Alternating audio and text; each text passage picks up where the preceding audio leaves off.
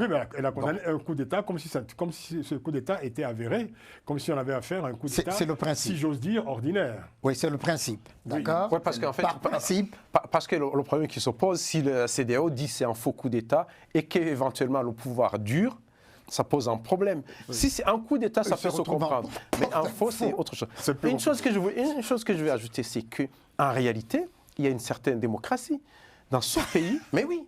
Parce que le président en place, il perd les élections. Il perd les élections, mais il ne se dit pas qu'il a gagné. Il ne dit pas qu'il a gagné. Il fait appel aux militaires pour faire un coup d'État. Cela veut dire qu'il ne pouvait pas s'imposer dans d'autres pays. Vous appelez ça une forme de démocratie? Non, mais dans d'autres pays, on s'impose, on a perdu, mais on dit j'ai gagné les élections. Mais lui, il n'a pas pu faire. Mais il n'a jamais gagné une élection. Oui, exactement, mais là, au moins, il n'a pas pu faire cette voie. Et c'était la voie la plus simple. C'était la voie la plus simple par rapport au coup d'État. C'est un peu déroutant, quand même. Absolument, mais comme le coup d'État, le faux coup d'État lui-même, oui, ça déroute. Oui, le faux coup d'État, c'est plus compliqué que de rester au pouvoir lui-même en disant j'ai gagné alors qu'il a perdu. C'est une pétition de principe. Bah, tu vois, même Kagame s'y prend aussi à lui-même, quand on lui a posé la question, il s'est dit... Non, mais parce qu'on lui a posé la question là. Oui, bien sûr. Il dit, mais enfin, mais c'est une comédie, ça. Où est-ce que vous avez vu un coup d'État? Il dit, enfin, quand il a rigolé dans un premier temps. Il dit, mais ce n'est pas possible.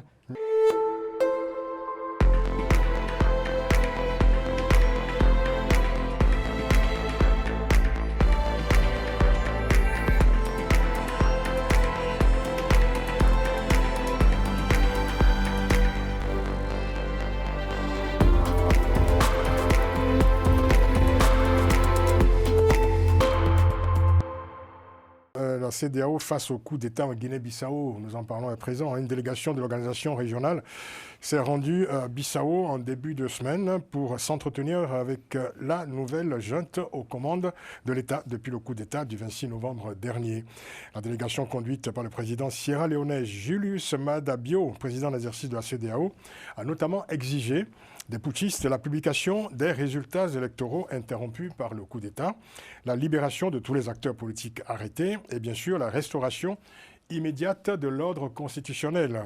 Et voilà, en ce qui concerne la publication des résultats des élections, on est désormais fixé. En effet, la commission électorale a déclaré cette semaine qu'elle ne pouvait pas les publier, tout simplement parce que les procès-verbaux auraient été détruits par des hommes armés et encagoulés venus interrompre le processus électoral, les opérations électorales, juste avant le putsch présumé. Alors, je me tourne vers vous, vous qui vous connaissez bien la région, M. Ben Yayassi. Voilà donc une nouvelle épreuve pour la CEDEAO et ça serait bien passé. Effectivement, c'est une situation très bien compliquée, pour ne pas dire embarrassante pour la CEDEAO. Et déjà, au début de cette affaire, on a eu droit à un putsch ou bien à une sorte de comedy show. L'acteur principal est devenu un colis encombrant, parce qu'après Dakar, il a été à Brazzaville, et de Brazzaville, il a atterri à Rabat, et on ne sait pas sa prochaine destination. La CEDEAO, qui a toujours condamné ce désordre institutionnel, se trouve placée devant un fait accompli. Le processus électoral ne pourra pas reprendre. Et c'est sûr que d'ici les mois à venir, les opposants ou bien les anciens candidats qui sont en prison vont y rester. Est-ce qu'on aura la possibilité que la CEDEAO fasse ou bien pose un acte à l'instar de ce qui s'était passé en Gambie? Je ne le pense pas. On risque d'avoir... Il faut dire que la CEDEAO est un peu plus affaiblie aujourd'hui qu'à l'époque du forcing électoral de Yaya Jammeh en Gambie. Effectivement, et la CEDEAO est également un peu affaiblie. Un peu déprimée, disons. Moi, je dirais que déprimée, oui, affaiblie. Surtout, moi, je note que l'absence de l'ancien chef d'État sénégalais, Macky Sall, aussi fait que la CEDEAO est dans une sorte de léthargie parce qu'un pays comme la Guinée-Bissau... Pourquoi vous parlez de l'absence de Macky Sall? Pourquoi Macky Sall, s'il avait été là, il aurait été beaucoup plus, comment dire, il aurait donné une impulsion plus forte à la CEDEAO? un coup de pouce par rapport à la CEDEAO, vu que la Guinée-Bissau quand même a une bordure frontalière. Enfin, les Sénégalais n'ont pas une nostalgie non plus débordante de Macky Sall. Non, c'est pas par rapport à ça, mais par rapport à la situation géopolitique de la sous-région et du Sénégal, parce qu'on sait que chaque fois que ça tousse au niveau de la Guinée-Bissau, ça éternue au Sénégal, oui. Au niveau de la région sud avec la Casamance. Oui, mais enfin, il y a des dirigeants aujourd'hui au Sénégal qui font le job aussi. Oui, mais on y reviendra. On y reviendra. Non, mais je voulais ajouter juste une chose. Ce que dit Ben Yayassi est très intéressant dans la mesure où la CEDEAO est en train de traverser quand même une crise de la légitimité du pouvoir. Donc on ne va pas évoquer les États de l'AES. Oui. Mais vous voyez, en Côte d'Ivoire, Alassane Dramane Ouattara n'a pas encore prêté serment. Bola Tinubu au Nigeria, il a des problèmes internes avec Boko Haram. Et la pression américaine sur... non, mais là, c'est plus grave, puisque la menace américaine, disons, on va... les chrétiens. Voilà, exactement, pour les chrétiens. Et donc, on ne voit plus un poids lourd de la CEDEAO pour prendre à bras-le-corps ce problème-là, pour le régler. Et donc, il y a cet affaiblissement. Il faut peut-être penser, peut-être à un réveil de certains chefs d'État dont on parle très peu au sein de la CEDEAO. Je pense justement au président sierra-léonais. Il y a le Libéria également plutôt discret au sein de la CEDEAO. Exactement. Le Cap-Vert notamment, ce sont des voix aussi qui pourraient se faire entendre. Oui, mais le Cap-Vert dit, effectivement, comme il y a une intrication de notre histoire, de leur histoire commune, ne voudrait pas intervenir parce que, voilà, il y a comme une sorte de prudence par rapport à ce problème. Alors, avant de formuler ces exigences, la CEDEAO, est-ce que la CEDEAO, justement, s'est informée sur les tenants et aboutissants de ce coup d'État? Est-ce que la CEDEAO est en train de gérer un vrai coup d'État ou s'agit-il d'un simulacre? Non, parce qu'on a vu... Ce n'est pas du tout la même méthode de Exactement. Mais parce qu'on l'a vu tout de suite après, quand les observateurs qui étaient, dont Goodluck Jonathan, ont dû être... chef d'État du Nigeria. Du Nigeria, donc qui conduisait la délégation des observateurs.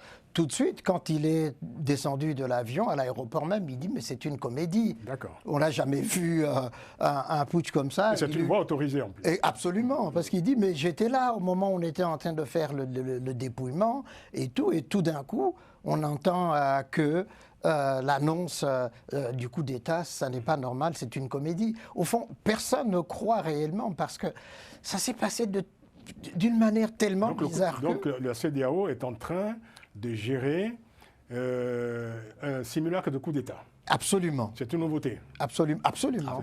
D'accord. Oui.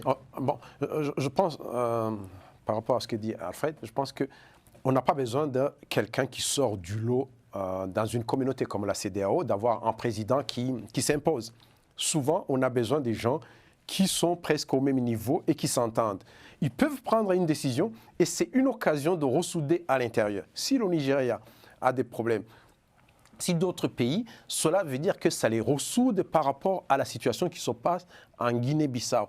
Donc, ils peuvent imposer, par exemple, l'embargo, ils peuvent imposer d'autres sanctions qui peuvent faire décider ces militaires. On a l'impression que ces militaires ne sont pas préparés pour le pouvoir. Et donc, du coup, pour moi, s'il y a une certaine pression, c'est, comme on le dit justement, c'est une sorte de simulacre de coup d'État. Donc, c'est-à-dire qu'ils ne sont pas bien préparés, c'est-à-dire qu'ils peuvent lâcher plus facilement que ceux qui sont bien préparés pendant un bon moment. Aucune instance dans le monde n'est préparé à gérer un simulacre de coup d'État. Non, justement. Oui, exactement. C'est pas un vrai coup d'État, donc du coup, c'est quelque chose qui peut, on peut lâcher facilement. Non, je ne crois pas. Hein. Je ne crois pas, Gratien. Pourquoi est-ce que la CEDEAO avance prudemment? On se souvient de ce qui s'était passé au moment de coup d'État au Niger, où la CEDEAO était vent en poupe pour dire on va envoyer de la troupe. Ils allaient trop. Voilà, il fallait envoyer de la troupe. Et depuis, ils sont revenus là-dessus. Ils sont assez prudents, se disant on préfère aller par la négociation tranquillement, doucement, pour essayer de convaincre ces généraux, effectivement, comme tu dis, qui ne sont pas préparés à ce coup d'État, plutôt que de... quand même au simulacre, puisque... Ah oui, ça, on est tout à fait d'accord. Tout à fait d'accord. Pour le simulacre, est d'accord. Mais pour exercer réellement le pouvoir, on voit que ça tâtonne, hein, que ça voilà. Peut-être parce qu'en fait, le commanditaire ou alors le metteur en scène de ce coup d'État n'est pas présent. Donc, eux ils ne sont en fait que les acteurs en fait, d'un coup d'État dont le metteur en scène est à l'étranger aujourd'hui. Oui, absolument. C'est-à-dire le président... Umaro Sissoko Embalo, exactement. Moi, ce que je pense, c'est que la CEDEAO, il va avec précaution, parce que forcément, avec ce qui s'est passé avec l'AES, il y a un avant et un après, ça c'est sûr. Mais aussi, si on regarde, on sort un peu de la sous-région et on est à une dimension un peu plus continentale. Quand on voit ce qui s'est passé à Madagascar, notamment avec la SADC et l'Union africaine, on voit que quelque part, avec du temps, on est en train de légitimer le pouvoir en place, alors que ce sont des militaires qui sont arrivés au pouvoir. Donc je pense qu'il y a eu de la précipitation, notamment dans la gestion du Niger, avec Patrice Talon qui voulait avoir un leadership tout de suite en disant on va aller directement envoyer des troupes. Patrice Talon, le président nigérien aussi. Oui, les deux étaient... Oui, il y avait l'Ivoirien également. Exactement, oui. Mais donc je pense qu'il n'y a aucun intérêt à se précipiter et il vaut mieux observer, d'autant plus... Ce n'était pas une première que la CEDEAO menace d'une intervention après un coup d'État. Ce n'était pas la première fois. Oui, mais je pense surtout les derniers événements. Ce qui a changé, c'est que cette fois-ci, elle ne s'est pas donné le moyen peut-être de revenir. La situation est beaucoup plus inédite cette fois-ci, parce que déjà, on voit la nature de ce coup d'État. Et ensuite, il ne faudrait pas oublier que les précédents coups d'État, surtout avec les États actuels de l'AES, a laissé des séquelles qui font que la CEDEAO est sur la prudence. Parce qu'il y a une force d'attente qui a été créée à cet effet, qui devait avoir un effectif de 5000 hommes et qui devait être porté à plus de 24 000 ou 240 000 hommes. Et donc, cette situation inédite fait que la CEDEAO est dans une situation qui fait que, même pour imposer des décisions, devient de plus en plus difficile. Surtout que, comme le dit Francis, le metteur en scène, il n'est plus sur place. Donc, il n'y a pas quelqu'un qui est en prison. Et également, des États qui pouvaient mettre la pression ou bien tirer la locomotive comme le Sénégal ne sont pas là ou bien n'ont pas encore un président qui est vraiment dans l'étoffe du président, parce que toute situation catastrophique en Guinée-Bissau aura forcément des répercussions sur le Sénégal et éventuellement sur la Guinée-Conakry. Cela étant, c'est quand même, on parle d'un pays qui a battu les records en matière de coup d'État au fil des années. La CEDEAO est intervenue plusieurs fois pour gérer des lendemains de coup d'État. Donc ce n'est pas une nouveauté pour la CEDEAO de se porter au secours de la Guinée-Bissau dans ce genre de cas de figure. Oui et non. On se souvient des forces de l'ECOMOG. Exactement. Et il y a des pays qui ont déjà payer un lourd tribut. C'était le cas du Nigeria, c'était le cas du Sénégal pendant l'opération Gabou, où il a fallu faire face aux hommes de Dansoumana Mané. Donc, ce n'est plus le cas. Et ensuite, ces différentes interventions ont laissé des séquelles aussi bien au niveau des forces armées en présence et également dans la façon de gérer ces problèmes au niveau de la CEDEAO. D'accord. Cela étant, il y a eu quand même des pourparlers entre cette délégation de la CEDEAO et les militaires. Et voilà comment les militaires donc justifient leur coup d'État, parce qu'ils ont indiqué à la CEDEAO qu'ils ont pris le pouvoir dans le but de restaurer l'ordre et la sécurité dans le pays, alors sans jamais expliquer la menace majeure qui pesait sur ce pays pendant le processus électoral. Ça vous fait rire mais absolument, parce que ils cherchent à justifier l'injustifiable. Ben oui. Et c'est tellement risible. S'il y avait eu une menace, effectivement, ça se saurait et ça aurait justifié. Mais il n'y a pas eu de menace interne. Le président sortant a organisé des élections, mais il sentait qu'il était en train de les perdre, ça lui filait entre les doigts, et donc il fallait interrompre le processus. Et donc, on ne peut pas justifier l'injustifiable. Et c'est là où on dit que leur embarras est lié à ce fait. Et puis, tu as ajouté, Francis, que Umaro Sissoko Embalo n'est pas sur le terrain. Et donc, il est parti. Et puis, les coups d'État d'avant, là, c'était véritablement de coups d'État militaires. Et puis, la CEDEAO, violent, réagissait en conséquence. Mais là, enfin, on va intervenir comment? Parce que... pourquoi la CEDEAO ne fait pas un communiqué officiel pour s'exprimer tel que l'a fait Goodluck Jonathan, l'ancien président du Nigeria, pour dire très clairement au monde entier, afin que nul n'en ignore, que c'est un faux coup d'État, que c'est un simulacre de coup d'État. Il a condamné fermement, quand elle a condamné fermement. Oui, mais elle n'a pas dit le coup d'État. Oui, mais elle a condamné un coup d'État comme si ce coup d'État était avéré, comme si on avait affaire à un coup d'État, c'est le principe. si j'ose dire, ordinaire. Oui, c'est le principe, d'accord? Oui, parce qu'en fait, par principe. Parce que le problème qui s'oppose, si la CEDEAO dit que c'est un faux coup d'État et qu'éventuellement le pouvoir dure, ça pose un problème. Oui. Si c'est un coup d'État, ça peut se comprendre. Mais un faux, c'est autre chose. Une chose que je veux ajouter, c'est qu'en réalité, il y a une certaine démocratie dans ce pays. Mais oui, parce que le président en place, il perd les élections. Il perd les élections, mais il ne se dit pas qu'il a gagné. Il ne dit pas qu'il a gagné. Il fait appel aux militaires pour faire un coup d'État. Cela veut dire qu'il ne pouvait pas s'imposer dans d'autres pays. Vous appelez ça une forme de démocratie? Non, mais dans d'autres pays, on s'impose, on a perdu, mais on dit j'ai gagné les élections. Mais lui, il n'a pas pu faire. Mais il n'a jamais gagné une élection. Oui, exactement, mais là, au moins, il n'a pas pu faire cette voie. Et c'était la voie la plus simple. C'était la voie la plus simple par rapport au coup d'État. C'est un peu déroutant, quand même. Absolument, mais comme le coup d'État, le faux coup d'État lui-même, oui, ça déroute. Le faux coup d'État, c'est plus compliqué que de rester au pouvoir lui-même en disant j'ai gagné alors qu'il a perdu. C'est une pétition de principe. Tu vois, même Kagame s'y prend aussi à lui-même, quand on lui a posé la question, il s'est dit... Non, mais parce qu'on lui a posé la question là. Oui, bien sûr. Oui, il dit, mais enfin, mais c'est une comédie, ça. Ah oui. Où est-ce que vous avez vu un coup d'État? Il dit, enfin, quand il a rigolé dans un premier temps. Il dit, mais ce n'est pas possible. Alors, voici comment le nouveau ministre bissau-guinéen des Affaires étrangères, João Bernardo Vieira, voilà comment il a commenté les échanges avec la CEDEAO, parce que bon, il y a quand même... Il faut quand même prendre la nouvelle des humeurs des putschistes. Il dit ceci: il y a eu une réunion très productive. Le commandement militaire a eu l'occasion d'expliquer les raisons qui ont conduit au coup d'État, et la CEDEAO a montré sa disponibilité à continuer à travailler avec la Guinée-Bissau. C'est vrai que ça vous fait rire, Alfred. Avec de tels propos, la CEDEAO va peut-être finalement accepter le statu quo, enfin le fait accompli. On y est. Oui. On y est effectivement, c'est-à-dire qu'ils se rendent à l'évidence. Et ce que disait Gratien tout à l'heure, c'est dire qu'ils n'osent pas condamner si ce pouvoir durait, il risquerait d'être pris en porte-à-faux. Priorité la diplomatie. Exactement, et puis donc cette langue de bois, c'est extraordinaire, Vieira. Ça, plus langue de bois que ça, et tu meurs. Oui, comme ça s'est passé au niveau de cette rencontre-là, c'est fort au début, ce n'est pas fort après.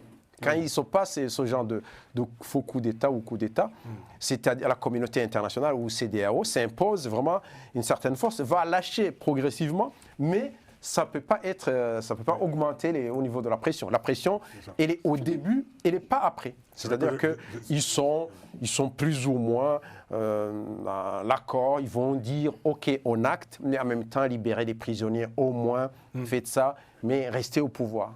Oui, d'accord. C'est ça qui va se passer, c'est le réel politique. Oui, vous êtes un expert en la matière. Voilà. Il faut dire que pendant ce temps, le président prétendument déchu, Umaru Sissoko Embalo, a poursuivi son périple. D'abord, vous le disiez, Ben, il s'est d'abord rendu au Sénégal pour un très court séjour, un bref séjour. Ensuite, ce fut le Congo-Brazzaville, bref séjour également. Il se trouverait donc actuellement au Maroc. Et apparemment, les contacts ne sont pas rompus entre lui et les putschistes en place. Il paraît que, ils sont... pour un président quand même déchu, je pense que les relations avec les putschistes sont d'une grande amabilité. C'est une complicité tellement déroutante qu'on ne sait plus à quel sein se vouer, parce que quelqu'un qui a été éjecté, excusez-moi du terme, du pouvoir, et qui est toujours en contact avec ses bourreaux, c'est la première fois que je vois ça. Et ces pérégrinations, déjà, je me dis, à quelle fin? quelles sont ses attentes. Oui. Ils peuvent nous faire une surprise et le ramener au pouvoir. Non, s'ils le ramènent au pouvoir, finalement, il n'y aura pas de sanctions. C'est le rétablissement de l'ordre en disant on fait les élections dans 2 ans. Non, parce que moi, je vais aller un peu plus loin dans mon analyse. Je disais que à quelle fin et quelles sont ses attentes. Parce qu'apparemment, il aurait fait du boucan à Libreville. Et c'est pour cette Brazzaville. À Brazzaville, pardon. Oui. À Brazzaville, il aurait mis sens dessous le palais présidentiel. Et c'est pourquoi il a été... Le colis était encombrant pour... trop encombrant pour le président Sassou Nguesso. Il l'a fait partir pour Rabat, qui est un peu plus loin. Peut-être que... Dans sa propriété à Rabat, d'ailleurs. Oui, mais peut-être que la fraîcheur des bords de l'Atlantique pourrait un peu le refroidir, le calmer. Mais en tout cas, il a des... Là, c'est la Méditerranée. Hein. Oui, plus au nord, oui, effectivement. C'est un peu plus loin. Ce n'est pas la zone de Darla. Oui, c'est ça. Un peu plus loin. Donc, en mer Méditerranée. Donc, peut-être que ça pourrait le refroidir. Mais en tout cas, il a des attentes. Oui. Qu'est-ce qui a été dit? Qu'est-ce qui a été négocié avec les pseudo-putschistes? On n'en sait rien. Mais en tout cas, il a des attentes et son comportement, ses humeurs montrent qu'il commence à être un peu agacé ou bien pressé. Peut-être qu'il y a des attentes qui ne sont pas encore satisfaites. C'est vraiment erratique son comportement. Et d'ailleurs, même avant que Bassirou Diomaye Faye le fasse partir de Dakar, il y avait déjà du remue-ménage à Dakar parce que les Sénégalais n'étaient pas contents du tout. Et donc, Bassirou Diomaye Faye a été contraint de le faire partir. Non. Je ne dirais pas que c'est les Sénégalais qui n'étaient pas... En fait, il y a une sorte de... Il y a une phase ou bien une situation qui a été, moi, de mon point de vue, artificiellement créée. On a demandé aux ressortissants bissau-guinéens établis à Dakar d'aller manifester devant l'ambassade. Et le lendemain, durant l'actualité gouvernementale, les questions d'actualité gouvernementale devant le Parlement, le Premier ministre, qui s'arroge des droits, qui traditionnellement était du côté de la présidence, pour donner son point de vue sur la situation. Que ce coup d'État était une combine, a-t-il dit. C'est ça. Oui. Et c'était déjà diplomatiquement, ce n'était pas du tout correct. Bien sûr. Et ensuite, comme je le dis toujours, la Guinée-Bissau fait à peu près partie intégrante du Sénégal. On a bien compris. On a ça c'est ne vous méprenez pas. Quand je dis partie intégrante... vous avez beaucoup dit depuis tout à l'heure, c'est pour ça. Non, quand je dis partie intégrante, parce que non seulement il y a une frontière là, il y a l'histoire qui est commune depuis la lutte de libération avec la colonisation portugaise. Exactement. Il y a également les familles, les ethnies de part et d'autre. D'accord. Il y a le Cap-Vert, il y a la Gambie, et puis il y a... Voilà. Et si vous faites bien attention, pratiquement toutes les autorités bissau-guinéennes sont francophones. En tout cas, avec ce simulacre de coup d'État, on pourrait avoir une pensée pour toutes les victimes d'autres coups d'État qui, évidemment, sont, qui jouissent d'avantages moins visibles, en tout cas... Enfin, qui n'ont pas les mêmes avantages qu'aurait aujourd'hui M. Sissoko Embalo, qui peut aller et venir sans être inquiété. Et c'est l'occasion d'avoir une pensée amicale et fraternelle pour le président Mohamed Bazoum, qui depuis plus de 2 ans est séquestré avec sa femme par la junte du général Tani. Au Niger. Au Niger. Bien sûr.